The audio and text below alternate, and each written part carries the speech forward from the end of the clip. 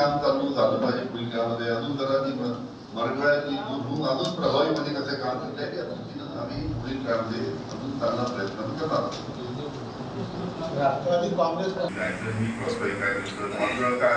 त्यांनी स्ट्रॉंग काळ दिली मरण हा काळ मग कल्पना आहे ना विधानसभेच्या बाबतीत सांगितलं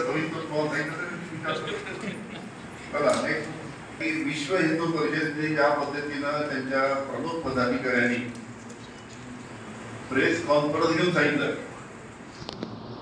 की महाराष्ट्रामध्ये जी औरंगजेबाची खबर आहे की राज्य शासनाने पुढाकार घेऊन काढून टाकावी आणि जर राज्य शासनाने जर पुढाकार घेतला नाही तर आम्ही काल सेवा करून ती खबर त्या निमित्तानं उघडून काढू अशा पद्धतीचं वक्तव्य केलं. अतिशय दुर्दैवी असं वक्तव्य आहे.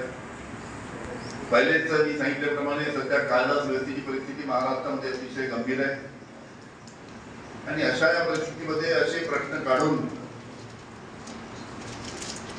काही समाजामध्ये हिंदू मुस्लिम समाजामध्ये द्वेष निर्माण करायचा आणि परत कायदा सुव्यवस्थेची परिस्थिती बिघडायची अशा पद्धतीनं हे वक्तव्य झालेलं आहे. त्यामुळे राज्य शासनाने याची गांभीर्याने दखल घेतली पाहिजे आणि गांभीर्याने दखल घेऊन त्या निमित्तानं कडक कारवाई केली पाहिजे की अशा पद्धतीनं द्वेष एकमेका जाती जमातीमध्ये तर अशा वक्तव्यामुळे होत असेल त्या बाबतीत उचित पावलं राज्य शासनाने.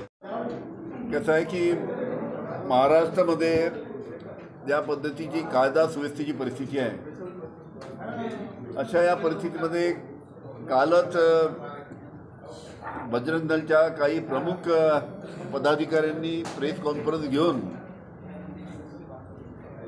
राज्य शासनाच्या माध्यमातून औरंगजेबाची खबर काढून टाकली पाहिजे आणि नाही काढली तर आम्ही कार सेवाकडून ती उखडून काढू अशा पद्धतीचं वक्तव्य केलं.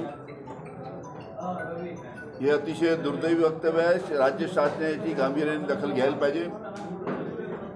समाजामध्ये अशा पद्धतीची द्वेषाची भावना पसरवणं काही योग्य नाही. त्याच्यामुळे राज्य शासनाने कडक पावले उचलून या बाबतीत जे कोणी दोषी आहेत त्यांच्यावर कारवाई केली पाहिजे हे माझं प्रामाणिक इथे मत आहे.